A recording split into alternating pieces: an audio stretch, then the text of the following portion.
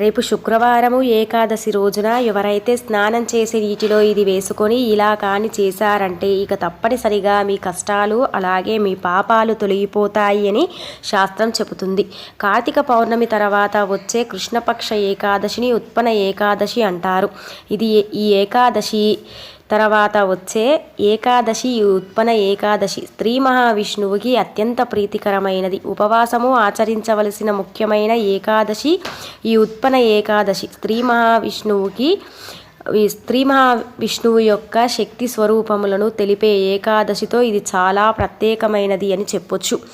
అలాగే కాకుండా ముర అనే రాక్షసుడు శ్రీ మహావిష్ణువును అంటే హసరించే సందర్భంలో ఆయన నుంచి ఒక వ్యక్తి ఉద్భవించి రాక్షసుడైన మురాను ఉద్బంధించాడు. అప్పుడు శ్రీ మహావిష్ణువు సంతృప్తి చెంది ఆమెకు ఒక ఏకాదశి ఇచ్చాడని మన పురాణం చెబుతుంది. ఒక స్వరూపమైన అలాగే వచ్చేసి విష్ణువు నుంచి ఉద్బంధించిన శక్తి స్వరూపముతో ఒకటి. అందువల్ల ఉత్పన్న ఏకాదశి ఈ ఏకాదశి తిథి యొక్క జయంతిగా భావిస్తారు. దానికి తోడు ఏంటంటే ఈ రోజున చక్కగా శుక్రవారం కలిసి వచ్చింది ఏకాదశి కాబట్టి ఈరోజు ఉపవాసము ఉండడం, అలాగే వచ్చేసి ఈరోజు ఉపవాసము ఉన్నవారు 23 ఏకాదశులు ఉపవాసము చేసిన ఫలితాన్ని పొందుతారు అని శాస్త్రం చెబుతుంది. కావున రేపు శుక్రవారముతో కూడిన ఏకాదశి గుర్తుపెట్టుకొని ఏంటంటే సూర్యుడు ఉదయించక ముందే లేచి స్నానాన్ని ఆచరించాలి. ఉదయం సాయంత్రం స్నానాన్ని చెయ్యాలని పురాణం చెబుతుంది. ఈ ఉదయం అలాగే వచ్చేసి సాయంత్రం స్నానం చేసేటప్పుడు చాలా మటుకు కూడా చాలామందికి అనేక కష్టాలు ఉంటాయండి. ఆ కష్టాల నుంచి ఆరోగ్యపరమైన సమస్యలు ఉంటాయి. ఆరోగ్యం ప్రాప్తించకపోవడం, అనారోగ్య సమస్యలు ఎక్కువగా రావడం, అలాంటి వారు గుర్తుపెట్టుకొని ఏంటంటే తులసి గద్దెలో నుంచి మట్టి ఉంటుంది కదా, దాన్ని ఒంటికి రాసుకొని స్నానాన్ని ఆచరిస్తే పాపాలు ఆరోగ్య పరమైన సమస్యలు అన్నీ కూడా తొలగిపోతాయి. చక్కగా ఆరోగ్యం ప్రాప్తిస్తుంది. చాలా మటుకు కూడా అనారోగ్య సమస్యలు దూరమవుతాయని శాస్త్రం చెబుతుంది. కావున రేపు మీరు ఒకవేళ ఎక్కువగా సమస్యలు ఆరోగ్య సమస్యలు ఉండేవారు తులసి గద్దెలో నుంచి తులసమ్మ కింది నుంచి ఆ మట్టిని తీసి ఒంటికి రాసుకొని స్నానాన్ని ఆచరించాలి అని శాస్త్రం చెబుతుంది. ఇలా చెయ్యడం ఒకవేళ మీకు ఇష్టం లేకపోతే రేపు మీరు ఏంటంటే 5 తులసి దళాలు చిటికెడు పసుపుని వేసుకొని కూడా స్నానాన్ని ఆచరించవచ్చు. అలా లేనిచో ఏంటంటే మీరు కల్లుప్పు అలాగే వచ్చేసి ఉసిరి ఆకులు ఉంటాయి కదా, ఉసిరిక పొడి కానివ్వండి, ఉసిరి ఆకులు కల్లుప్పుని వేసుకొని కూడా స్నానాన్ని ఆచరించవచ్చు. ఈ 3 విధాలుగా ఏదో ఒక స్నానాన్ని ఆచరించడం వల్ల పాపాలు కష్టాలు తీరిపోతాయి.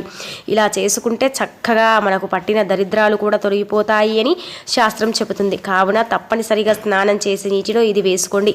ఏది వేసుకోవడం ఇష్టం లేని వారు చిటికెడు ఉప్పుని వేసుకోండి. రాళ్ల ఉప్పునైనా సరే వేసుకొని స్నానాన్ని ఆచరించవచ్చు అని శాస్త్రమే చెబుతుంది. ఈరోజు ఉపవాసం తప్పనిసరిగా చెయ్యాలి. ఉత్పన్న ఏకాదశి రోజున ఉపవాసం చేసిన వారికి పాపాలు హరించబడతాయి అని. అలాగే వచ్చేసి మర తామసిక రాసిక అని అర్థం. అలాగే వచ్చేసి ఈరోజు ఉపవాసము ఉంటే తప్పనిసరిగా శ్రీ మహావిష్ణువుని పూజించాలి. అలాగే వచ్చేసి ఈ ఉపవాసము చేస్తే 23 ఏకాదశులు ఉపవాసం చేసిన ఫలితాన్ని కలిగి వైకుంఠ ప్రాప్తి పొందగలుగుతారు అని శాస్త్రం చెబుతుంది. ఈరోజు ఉపవాసం ఆచరించవలసిన విధానం ఏంటంటే అన్నాన్ని మాత్రము అస్సలు తినకూడదు, బియ్యాన్ని దానం చెయ్యకూడదు. చాలామంది ఏకాదశి రోజున దానం చేస్తూ ఉంటారు. ఈ ఏకాదశి రోజున బియ్యాన్ని అస్సలు దానం చెయ్యకూడదు. కానీ ఆకలితో ఉన్న వ్యక్తికి అన్నాన్ని మాత్రం తినిపించవచ్చు. మనం ఉపవాసం ఉన్నవారు మాత్రం అన్నం తినకూడదు, అన్నం మెతుకులని ముట్టకూడదు అని శాస్త్రం చెబుతుంది.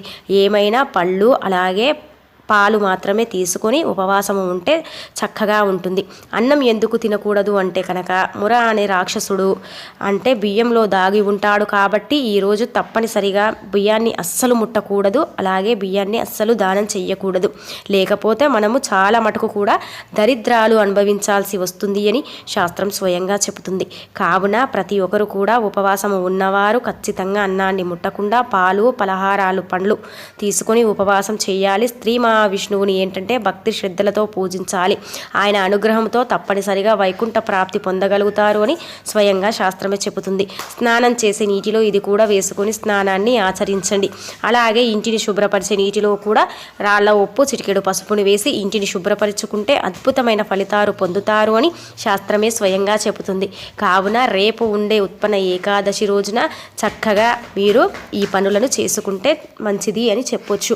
ఒకవేళ ఉపవాసం లేనివారు అలాగే వచ్చేసి శుక్రవారం కాబట్టి చాలా మటుకు ఏంటంటే కనీసం పూజలైనా చెయ్యాలి. అలాగే కాకుండా లక్ష్మీదేవిని కూడా మనం శుక్రవారము చక్కగా పూజిస్తాము కాబట్టి అమ్మవారిని పూజించేటప్పుడు అమ్మవారిని చక్కగా ఎరుపు రంగు పువ్వులతో అమ్మవారిని పూజించాలి. అక్షంతలు అలాగే వచ్చేసి కుంకుమ, పసుపు అలాగే దానికి తోడు ఏంటంటే ఎరుపు రంగు పుష్పాలతో అమ్మవారిని పూజిస్తే తప్పనిసరిగా అమ్మవారి అనుగ్రహం పొందడానికి చక్కగా ఉంటుంది అని శాస్త్రం చెబుతుంది.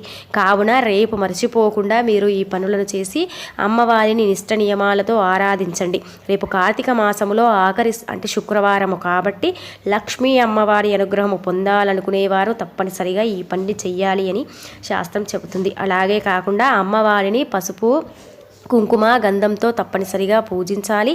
అమ్మవారికి ఎంతో ఇష్టమైన ఆఖరి కార్తీక శుక్రవారము కాబట్టి మీరు ఈ పనిని చెయ్యండి. అంటే అమ్మవారికి ఎంతో ఇష్టమైన నైవేద్యాన్ని చేసి పెట్టండి. ఏది చెయ్యలేము, ఏదీ లేదు అనుకునేవారు చిన్న బెల్లం ముక్కని సమర్పించి ఆ తర్వాత ఇంటిల్లిపాది తింటే చక్కగా ఆరోగ్యం ప్రాప్తిస్తుంది. చేసిన పాపాలు చాలా మటుకు తొలగిపోవడానికి అవకాశం ఉంటుంది అని చెప్పొచ్చు. కావున ఇలా చేసుకుంటే చక్కగా ఉంటుంది. అలాగే కాకుండా మీరు అమ్మవారిని పసుపు, కుంకుమ, గంధంతో పూజించిన తర్వాత వాటిని ఉపయోగించి మీ ఇంటి తలుపుల పైన ఏంటంటే స్వస్తిక్ గుర్తు, ఓం గుర్తుని వేసుకోవాలి. అలాగే పూజ గదిలో ఒక 4 గీతల్ని సమానంగా గీసుకుంటే తప్పనిసరిగా అమ్మవారి అనుగ్రహము పొందడానికి చక్కగా ఉంటుంది అని ఇందులో చెప్పబడింది. కావున రేపు శుక్రవారముతో కలిసి వచ్చిన ఏకాదశి రోజున ఇలా చేసుకొని ఇలా ఆచరించుకుంటే చక్కటి ఫలితాలు పొందుతారు. అలాగే పచ్చ కర్పూరాన్ని వేసిన నైవేద్యాన్ని కూడా సమర్పించవచ్చు.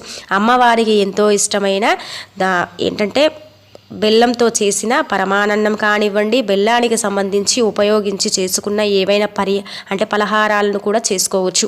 ఆ తర్వాత మనం ఏంటంటే ఒకవేళ మీరు చేసుకునే వీలు లేదు, మేము చెయ్యలేము అనుకునేవారు బెల్లం ముక్క ఉంటుంది కదండి, వెన్నెల కాంతి పడేలాగా ఆరు బయట పెట్టుకొని దాన్ని తీసి కాసేపటి తర్వాత ఆ కిరణాలు తగిలిన తర్వాత దాన్ని ఏంటంటే మన పిల్లలు మనము తింటే ఏంటంటే చాలా మటుకు కూడా పిల్లలకు అంటే బుద్ధి ప్రాప్తిస్తుంది అని చెప్పొచ్చు. పిల్లలు చెడుదారుల్లో వెళ్లకుండా మంచి దారుల్లో వెళ్ళడానికి చక్కగా ఉపయోగపడుతుంది.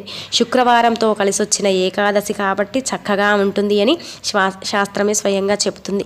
కావున రేపు ఈ చిన్న పనిని చేయండి. ఎవరి పిల్లలైతే చక్కగా లేరు, పిల్లలు బాగుండాలి, పిల్లలకు ఏంటంటే మంచి భవిష్యత్తు రావాలి అనుకునేవారు ఈ పనిని ఆచరించి చూడమని శాస్త్రం చెబుతుంది. కావున చిన్న బెల్లం ముక్క కానివ్వండి, లేదంటే అటుకులు బెల్లాన్ని కూడా మనం వెన్నెల పడే కిరణాలు అంటే ఉండే సమయంలో పెట్టుకొని ఆ కిరణాలు పడిన తర్వాత దాన్ని తీసి ఇంటిల్లిపాది తింటే చక్కగా ఆరోగ్యము, ఐశ్వర్యము ప్రాప్తిస్తుంది అని చెప్పొచ్చు.